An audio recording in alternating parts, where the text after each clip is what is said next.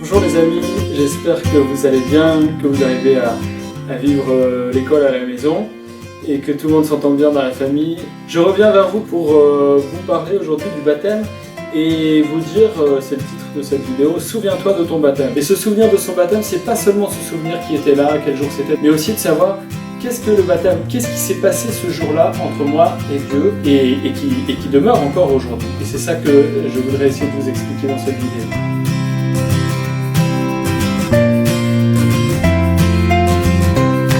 Je voudrais vous présenter le personnage principal qui va nous accompagner pendant cette vidéo. C'est un petit lapin jaune. Ce petit lapin jaune représente chacun d'entre nous. Évidemment, j'aurais préféré trouver un petit mouton, mais je n'en avais pas. Le Christ est notre berger. Mais cette fois-ci, on fera avec un petit lapin jaune. Alors, ce petit lapin jaune, il est un peu tout seul dans le noir. Il aimerait bien que sa vie soit éclairée d'une lumière qu'il ne connaît pas encore. Il aperçoit bien une petite lueur au fond là-bas, mais il ne sait pas ce que c'est. Il ne sait pas encore que c'est la lumière de la croix du Christ, celui qui a donné sa vie pour nous, par amour, et celui qui est ressuscité. Je vais le représenter sous les traits de cette petite figurine de lumière blanche, comme le Christ ressuscité, même si c'est plutôt une petite figurine de moine, mais non. Regardez, c'est bien lui, le Seigneur, parce que c'est le seul qui est capable d'effacer nos péchés. Alors la question que se pose ce petit lapin jaune, et peut-être nous tous, c'est comment cette lumière du Christ peut le rejoindre lui, qui se trouve à 2000 années de distance de ce Jésus de Nazareth, mort pour nous sur la croix à Jérusalem et ressuscité d'entre les morts. Comment cette source de lumière peut-elle le concerner, le rejoindre, le toucher, éclairer sa vie à lui, qui se trouve, je le répète, apparemment si loin?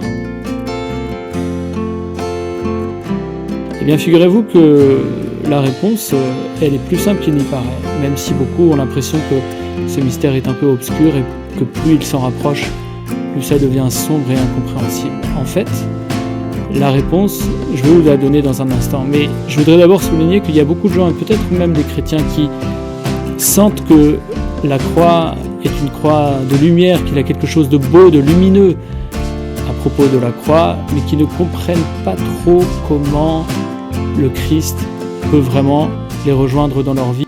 Alors voilà la réponse, toute simple. Le Christ n'est pas seulement mort pour nous sur la croix, il est aussi ressuscité. Il est dans la lumière parce qu'il est plus fort. Par son amour, il est plus fort que la mort. Et son Père l'a ressuscité, l'a élevé auprès de lui dans le ciel. C'est bien que le Christ est pour toujours vivant. À l'heure où tu regardes cette vidéo, le Christ n'est pas à 2000 années de distance de toi. Il est là, vivant, présent. Présent auprès de son Père, mais aussi présent à ta vie, chaque jour que Dieu fait. Alors viens, je vais t'emmener voir où se trouve le baptistère, le lieu où on célèbre le baptême, dans cette cuve, et on reçoit par le baptême la lumière du ciel qui descend sur nous. Voilà la cuve du baptême, je vais l'ouvrir pour toi. Bon, elle est vide en ce moment évidemment, mais je vais te montrer comment on fait le baptême. Notre petit lapin jaune, on va le plonger dans l'eau, on va le baptiser. Ah, je recommence. On le baptise au nom du Père et du Fils et du Saint-Esprit. Et par ce sacrement, il devient vraiment uni à Dieu, plongé dans la mort avec le Christ, pour recevoir avec lui sa lumière et pour être comme transporté en Dieu, transporté dans la lumière. Et désormais, le Christ n'est plus loin de toi.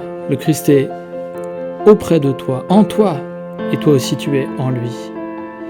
Il est l'agneau de Dieu qui a tout sauvé. C'est lui qui, par sa mort et sa résurrection, enlève le péché du monde.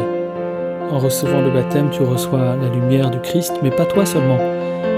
Tous les autres chrétiens aussi, tous ceux qui croient à la mort et à la résurrection du Christ, et qu'on appelle l'Église. Par le baptême, on entre, c'est vrai, dans l'Église, dans la communion de tous les saints, avec Marie, avec Sainte Anne, avec tous ceux qui nous ont précédés dans la foi, et qui sont pour nous les témoins du ressuscité. comme saint Yves, notre saint patron, qui porte sur son visage le sourire de ceux qui aiment Dieu. Et voilà que notre petit lapin jaune découvre par le baptême qu'il est appelé à de grandes choses.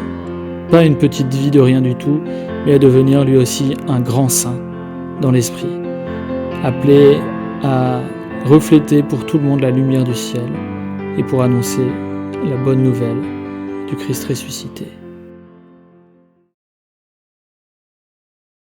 Alors puisque j'ai parlé tout à l'heure des moutons, je voudrais te montrer une petite vidéo que j'ai faite juste avant le confinement, quand on avait encore le droit de sortir. Une vidéo d'un beau troupeau de moutons pour te rappeler que le Christ est ton berger, que par le baptême, il t'a pris sur ses épaules et qu'il te conduit vers les eaux tranquilles, qu'il te mène vers des prés d'herbes fraîches où tu peux savourer sa vie qui devient la tienne.